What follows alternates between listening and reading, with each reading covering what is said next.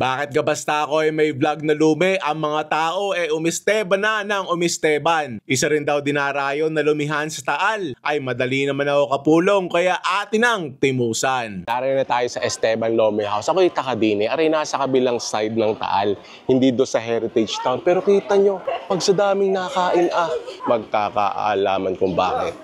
Ay, tanyoga sa dami ng nakain. Aray 9:30 pala ang not even lunchtime. Doon sa likod may nakain pa oh. Mukhang masarap nga din eh. And first look, alam ko na isa sa mga dahilan kung bakit aray sikat na sikat.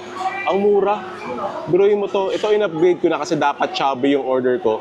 Ginawa ko ng Instagram kasi meron daw silang homemade siomai para matimusan ko din. Tapos yan, yung tapang Taal oh. Tapos mayroon ding pupor. Yun, nakita naman natin yung lumi kanina.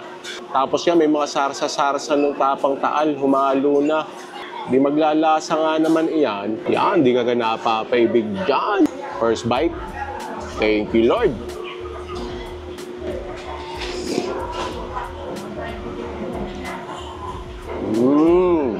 Normally, hindi ako fan masyado. Mas gusto ko sa toppings yung malutong. Pero ito, sarap din pala ng tapang Taal sa sa lumi. Nagdagdag siya ng alat saka ng sweetness. Tapos yung lasa ng lumi niya, malasa na rin. Yan, lagyan lang natin ng konting toyo mansi para malagyan natin ng sibuyas. Sarap. Kunin na rin natin yung siomai, yung kanilang pupor. Lutong. Yung homemade siomai nila. Meaty oh. May carrots. Para siyang almost like Shanghai. Parang gayon.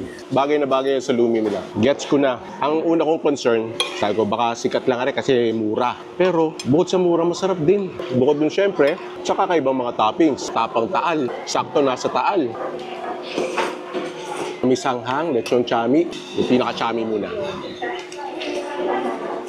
Nandun yung tamis. Tapos yan, lumalabas na yung anghang. Iba rin kasi talaga yung fresh yung Migi noodles. Kumain natin ng lechong kawali. Ay nagtitilabsikan kanina. Sa Tabasay tayo kakagat. Oh, wow! Sundutan muna natin ang chami na may atay.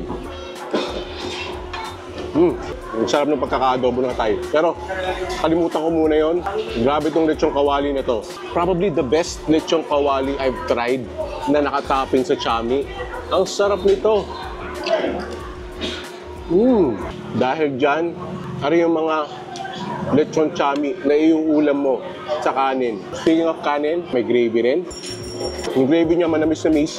Yung chicken, salty saka peppery. Taal, Batangas. Ang sarap ng pagkain mo. Ay siya, tikme ko na papaibig!